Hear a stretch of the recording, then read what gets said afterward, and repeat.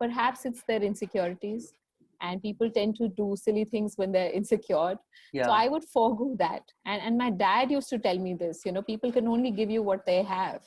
You Yeah. need to give what you have. And I have a lot of love. I have a lot of hope. I have a lot of happiness. I just wanted to spread that.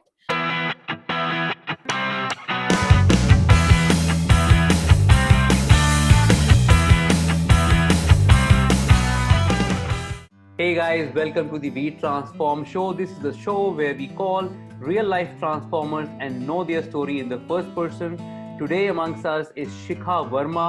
She has started her journey from the humble beginnings in Lucknow and started her career from the BPO industry. From that, she switched to training and then moved to learning and development. She has given her life to learning and development, and she is a LinkedIn influencer. During this pandemic, Shikha chose to reach out and encourage connects on LinkedIn and family and friends on Facebook with Zindagi Rocks knowledge nuggets every week. She also did a few free sessions on happiness and mindfulness for her own society and colleagues. Let us know more about from Shikha herself. Ladies and gentlemen, let's welcome Shikha Verma. Shikha, welcome here. Welcome to the show. Thank you so much, Alok. Thank you for having me on this conversation.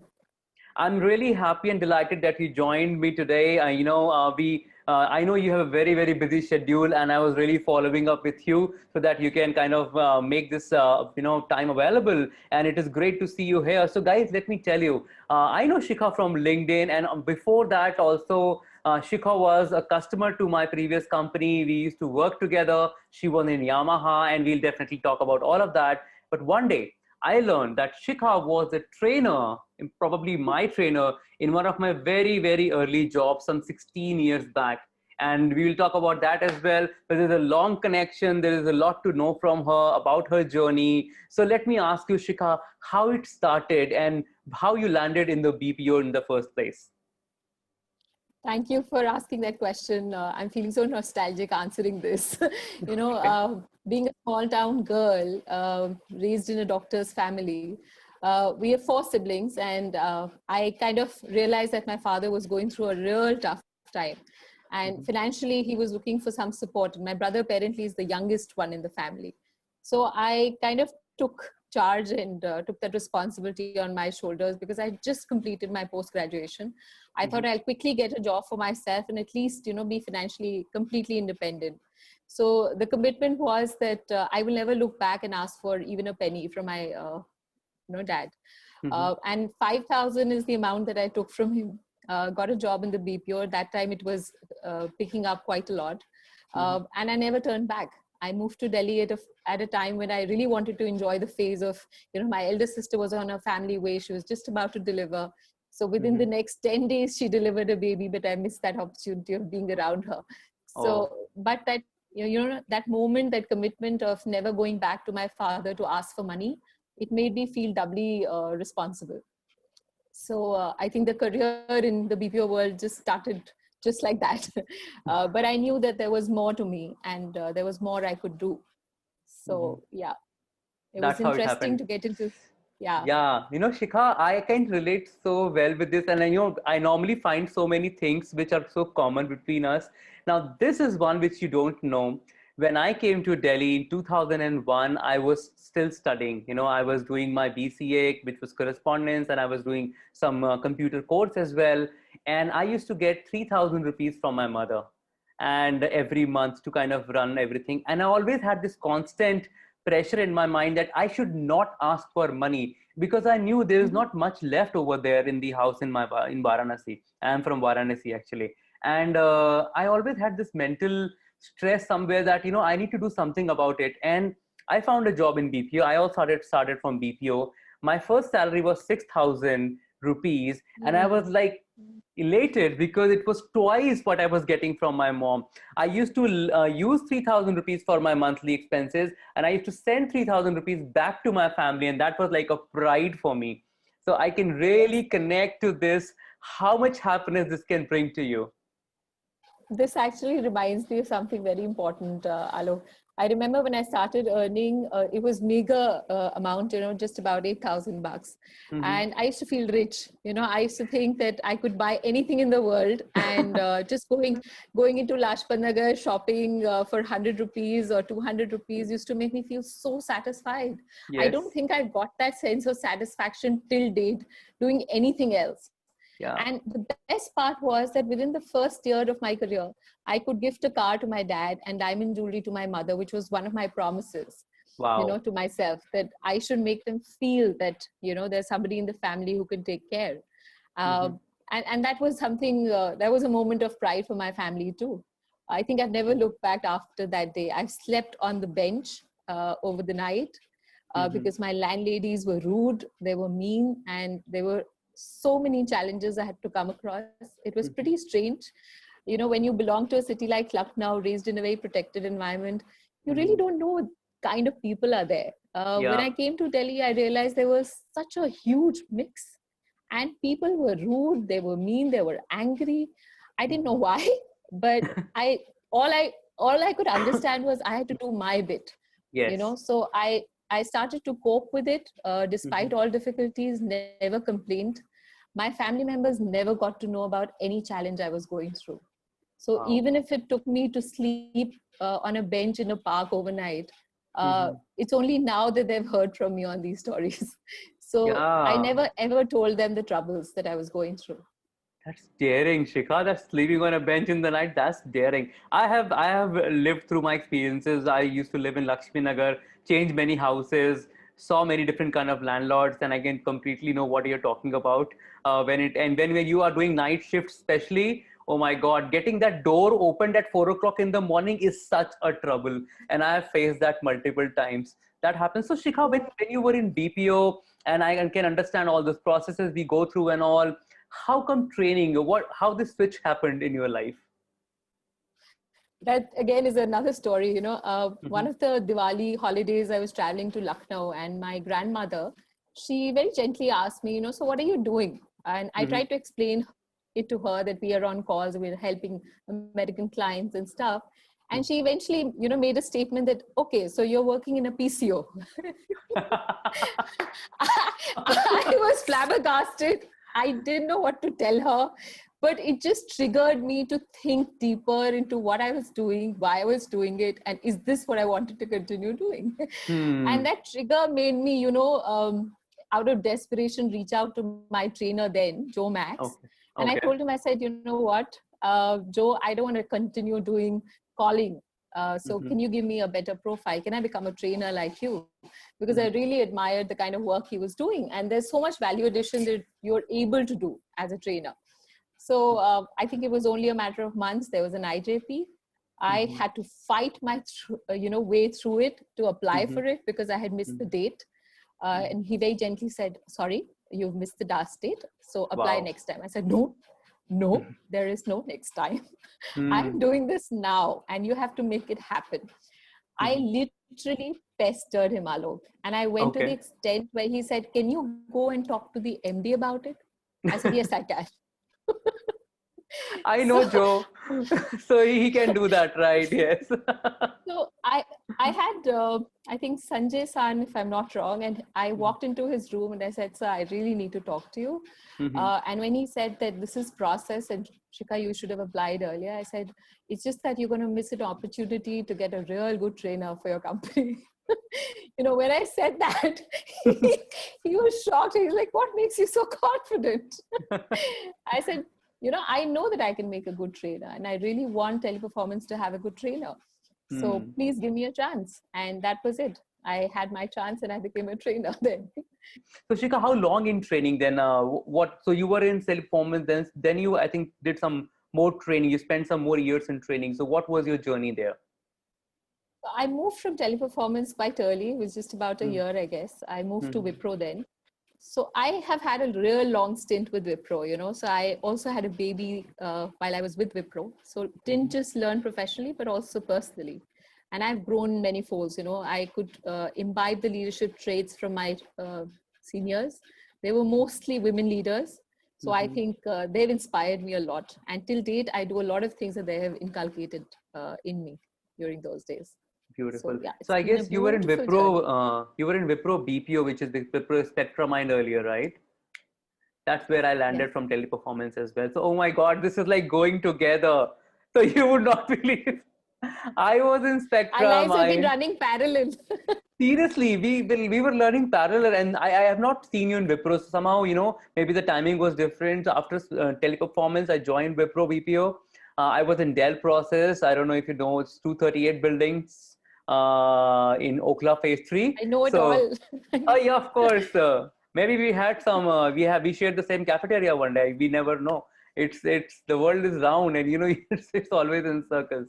So great. So Small this is like world, really. interesting. The whole training thing, and so I have a transition to learning and development much later. But I guess you then switched to learning and development. So how did it happen, and what has made you do these transformations? What was making you make these changes, Shikha, in your life? Uh, Honestly, when I was doing trainings for good five odd years with Wipro, I realized the SLD team was doing a lot of good work. You know, they were Okay. making changes in the careers of people. They were developing people and mentoring them, and I kind of really liked that kind of work. I thought that was a real value addition to the organization. So Mm-hmm. instead of addressing the bottom brass, I wanted to reach out to middle and the top management also, and that Mm-hmm. would have been a progression for me as well professionally. So Mm-hmm. that was again a struggle. It wasn't something easy. I had to talk it out, I had to ask for it, I had to be stubborn again that no, Yeah. this is something I really really want to do. Though my senior back then made a very strong statement. She said, you can't do this, Shikha, it's Mm-hmm. not cut for you. And when Okay. she made that statement, Alok, something happened inside me. I said, I really have to prove her wrong. Hmm. And for me, the major part was that I don't know why people gauge potential basis performance. I think they're two completely different aspects. And that's the day as an L&D person also I learned a lot. Mm-hmm. That invariably we don't know when you're judging people and we're trying to put them down. Mm-hmm. But it just didn't upset me. It just triggered me to do more. And that's exactly what has been happening in my life throughout.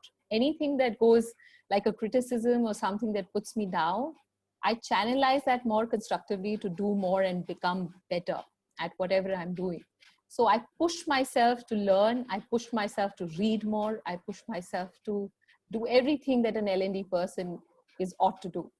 and Mm-hmm. and trust me, I made a good L&D person. Of So I course. think that's the journey that is there for other people to witness. And Papia herself walked back to me one day after I started managing L&D so well. She said, Shikha, thank you, you make me proud.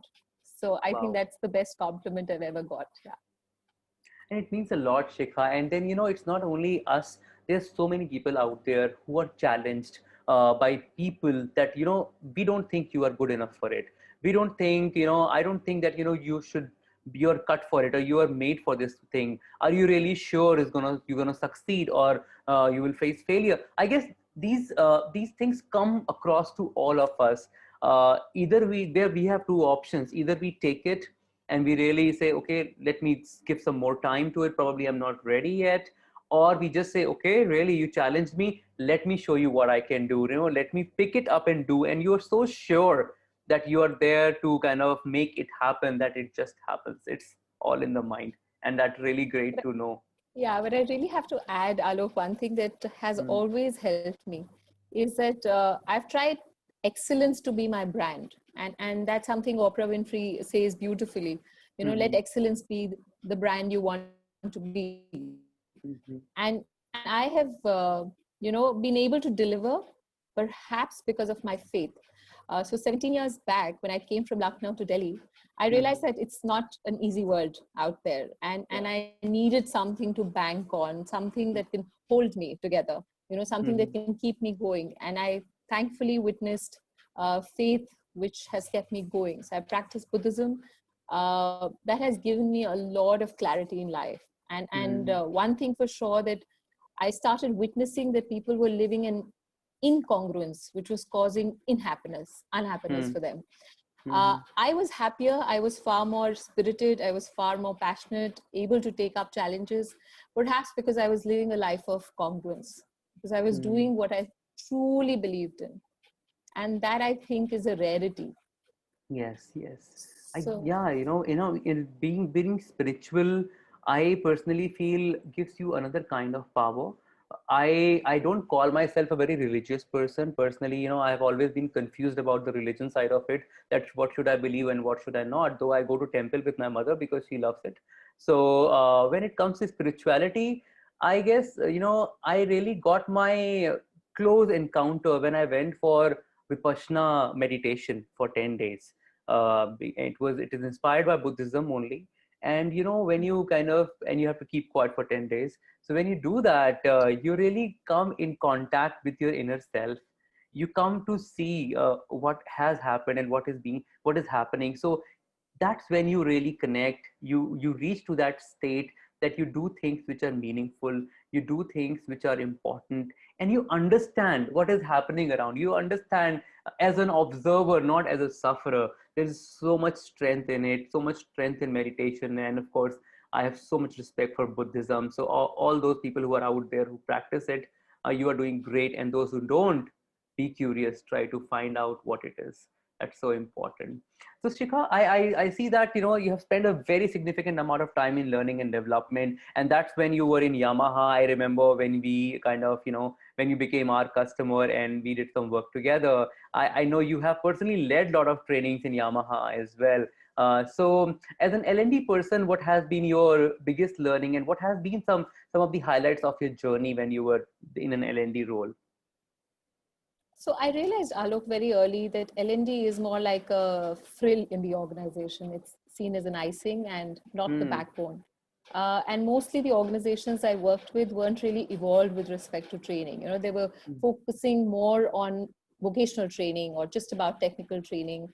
And that was a hard space to be in, because I was given a huge responsibility to transform the organization Mhm. using employee development. Mhm. Therefore, I had to literally start from the scratch and Mhm. make the need felt, create processes, structured and streamlined practices across all the Mhm. offices of Yamaha. So we had three major outlets: one in Faridabad, one in Surajpur, and one in Chennai. So Mhm. I was single-handedly taking care of this pan-India role, Mhm. and did a lot of work on setting up processes and training practices, taking it up till automation and establishing complete L&D, right from scratch. So those 5 years have been very, very fruitful. Mhm. I got a chance to work on some turnkey projects as well. So worked on their code of ethics, value alignment, creating a culture of safety and security, because Porsche was launched around the same time. So a Okay. lot of, OD kind of work also is able to get hands-on. So immense learning, a lot of insights I gained. And yes, I did realize that it's all about partnership. It's all about collaboration. So I Right. think as an L&D OD person, you can't work in isolation. You You need your cannot. leaders to be champions, Right. and you also need to make things fairly simple and relevant for them. Right. Till the time we don't speak the business language, there is no way they will give you a buy-in. Oh. So I had to get into the skin of the business. I Hmm. had to speak their language. I had to use their colloquial terms to Yes. get them to, relate to what I was talking. And it did work. Every time it worked wonders. Right. In fact, Shikha, I am into learning and development, the whole facilitation side of it from last 9 years, and I have been into a lot of business development meetings. There are many times when the L&D person has said, "Hey, you know what? We have to get into the business guy because he is going to make the decision," and that's when the whole conversation changes. Because for them, they don't look at the value you get after a learning and development intervention. They see, you know what? I need to pull somebody from a business for one full day. That's a loss to Mm. business. How would we, what is the ROI? And these are the questions that come. So understanding that and speaking up their language is so important. But Shikha, what I have seen is that when it happens in the right way, there's a lot of impact. That's so very true. And I've gone through umpteen such instances during my career too, Alok. So I can totally resonate to this. Mhm. There've also been moments, where I've had leaders walk up to me saying, Shikha, there's nobody who explained it in such a simple way to us. Yeah. What is training? How do you evaluate it? whether we can compare one to the other. Mostly the KPI is something that they would come back to. What's the ROI? Please tell me the ROI of this training. So I had to give them examples. You can't expect the organization to build muscle with just one meal. Yeah. It's like basic nutrition. And when you expect one training to work like wonders for you, it's equivalent to that. So would you have one course and check whether you made muscle or not? You can't do that. You really need to go to the gym, and you need to do it consistently with the proper diet and discipline. And that's when you see the results. So I don't know why mostly training is seen like magic. And for some strange reason, leaders come back to the training team asking for immediate impact. That's really not possible. And the most unfortunate part is mostly companies don't want to invest as much. They see it as a cost. So I would again go back to them saying, it's like, I'm the mother in the house. I get absolutely no ration, but you want the best of all cuisines, and for me to be the best chef in the world. so that's not possible. Right. What example? Right. Yeah, Yes. I almost felt like that helpless mother in the house who wants to feed the best, but I have no ration at all. Can't get a better way to explain this, of course. So Shikha, this is like there's so much to learn from you in the L&D space. But then L&D was like going so good. Then how come organizational development OD? And I'm so curious to know about it, because for me, I'm also not very clear about the OD side of it. So how did you make this switch? Another transformation in your journey? Why, and what was the why behind it? So like I said, I've always, been driven out of that desire to do more and create more value. So when I realized being part of organizations that change is something that's inevitable, but there's barely anybody who constantly thinks about change, and I think OD is one area that allows you to bring value addition or change as required by the company. So there are themes, there are focus areas that the leaders have already recognized and identified. However, they've not been able to execute it. So those are, thankfully, those are projects that I got for myself, and I was able to create that kind of system and process around it. And that's how OD happened to me, by virtue of those projects. So I worked with the top management on aligning code of ethics along with, Yamaha.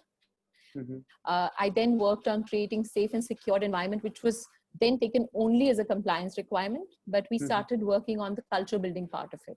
What kind of ecosystem is required, what practices are required, what communication tree is required, what kind of touch point is required, lot of groundwork. And we created posters so that there's visibility, women start to feel more secured. Being a factory, it's not easy to create this kind of ecosystem. Right. So it took its own, we went through certain challenges. We had to educate both men and women so that there's more sensitivity around, instead of people thinking, why are women being talked of only? We started building a broader, sense to it, and made it more gender agnostic in terms of our messaging. So I think all of that worked for us, and people eventually could appreciate this approach also. Yes, that's beautiful, Shikha. And I know that you have really picked the flag of Posh and that side of it as well now. And you feel that there is a lot to be done there. So what are some things which you're working on, Shikha, on this side, the Posh side, and the empowerment side of ladies? So I've been lucky. Of late, I've become a part of WICI, which is a Women Indian Confederation in UP. And I'm a state council member and working aggressively on empowering more and more women. So we realize that mostly women don't feel that courage and strength from inside because of lack of education or lack of financial independence. So that's the area that we're largely focusing on. There are three pillars we're looking into. One is education. The other is their employability. And third is making them, doubly skilled. So whichever trainings we can provide to them, we would be more than happy to extend those services. So WICI is already doing that, and I'm happy that I'm a part of this process and contributing as much as possible. That's fantastic.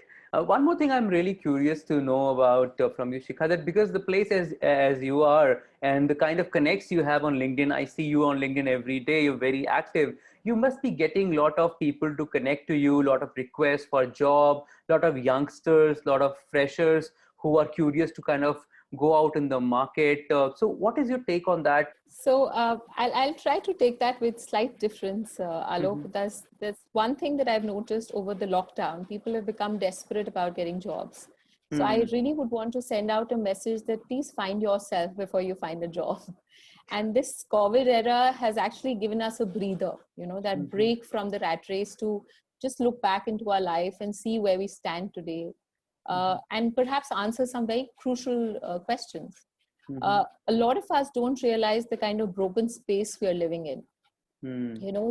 There's too much turmoil, there's too much pressure, there's too much stress, relationships are suffering, depression has multiplied, that too for children below 14, and my Wow. heart breaks when I hear those statistics. I think it's very, very important that people start slowing down. Hmm. We really need to take it 2 3 notches down now, and realize how to balance life. Give yourself your dues, give your life that quality time, and take things on a stride. So instead of getting pressurized because of no jobs, I Hmm. think they really need to invest in themselves and work on self mastery, because those are the skills that are going to help in this VUCA environment. The Right. change is inevitable, it's getting worse, it's getting more disruptive. Yes. So the only thing that's helping each one of us, you and I would have also grappled through this lockdown, but I think the Hmm. thing that has helped me is my own resilience, Right. Yes. my courage to not give up and to try as many things as possible, and to keep Hmm. learning in life. Hmm. That's kept me going, and my only reason of coming on LinkedIn was to be able to reach out, Yes. because I thought it was so important at that time. uh, I also lost my job, Wow. but I didn't make that a story for myself at all. There is Hmm. absolutely zilch self narration on that for myself. I realized it was a pause in my life, and I Mm-hmm. had to invest in myself to do the best for people around me. And Wonderful. whatever I have learned, if I can go back and give it to people, why not? Mhm. That's such a noble thought, Shikha. In fact, I recently did a session with students of a college, and there was a Q&A session and a lot of questions coming to me, and I felt in that Q&A session that there's a lot of anger. I don't know how it was built against the government or the system or something, that we don't know that after our qualification we'll get a job or not. So I just asked this question: why do you feel entitled to get a job in the first place? What is that? Because you are just graduate or doing some course, you will get a job. What have you done to build that skill? And as you said, self mastery. I guess we miss that point. We miss that point that it is not that there are not jobs out there. There are jobs for the right competent people. It is out there, but are you fitting that bill? When you're submitting your resume, are you good enough to qualify? Have you seen something like that? Have you felt that before, Shikha, that this does happen as well? It does happen, and I think you're right that people need to start investing more in upskilling themselves. There's no doubt about it. But Yeah. having said that, I want to add one more perspective, Alok. I Mhm. think it's important we start inculcating entrepreneurial skills also. Yes. And Mhm. in today's time, when we are focusing on Atmanirbharta, Hmm. uh, there's so much that each qualified individual can do. But sadly, our education system does not build those kind of skill sets and that value system in them. Right. That's really bad. Remember, this education system came when we were still fighting for freedom. Yeah, imperial times. I heard that. Right. Yeah, That's the it crazy thing was about made. it. Yeah, it was made to employ us. It was made Mhm. to put us into factories or become clerks in the bank. Mhm. Yes. It was not designed to make us entrepreneurs.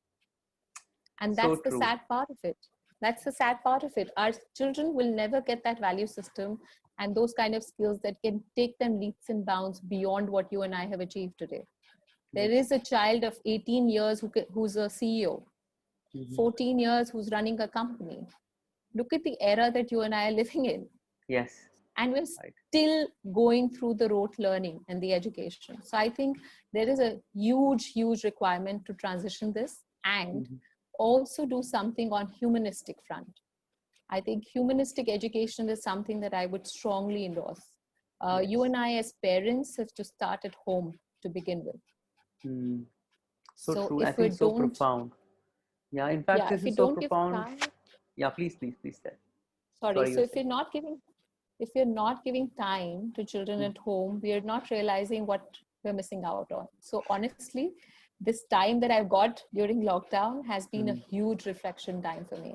I've done a lot of introspection. I realized all the facts that, when you don't have time, all your frustration comes out on the child. That's Yeah. the sad part of it. So I True. was going through a lot when I was traveling to Gurgaon, reaching back at 9:30. Hmm. I was feeling bad that I was not able to invest in my daughter, Hmm. and that would turn into anger very quickly, and I would get Hmm. angry at her for no Hmm. fault of hers. Yeah, So my that's dad so always true. says this, it's never about the child. It's always about your lack of energy. And I totally agree that it's never about the child. You and I are not as creative, perhaps, as parents, or we don't have that energy at that time. That's when we lose it on our children. That's such a So golden part. We all as parents should really realize this. And I'm personally guilty. My job wanted a lot of travel for last 7 8 years, and I sometimes feel that I miss the childhood of my daughter. We have good connection, but sometimes I just miss that whole part because I was not around. Now when I am home and I have a small 1 year old boy in the house, we really spend so much time. I guess a lot of time I get a lot of brilliant ideas to write a post on LinkedIn from my kids only. I just get inspired what they are doing. So it's such I've a seen your valuable. posts. Yeah. I've Yeah. seen those posts, and I always feel that will I be able to do this one day? It's so inspiring.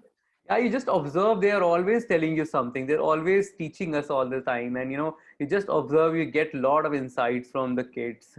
So that's like so important. And as you said, Shikha, it is so important to create that balance. And yes, this is the time when a lot of people have lost their jobs. A lot of people are really trying to find out what to do next. But I think keeping that sanity in place and upgrading ourselves, upskilling ourselves is so much important because the market will bounce back. There is no other way to do it.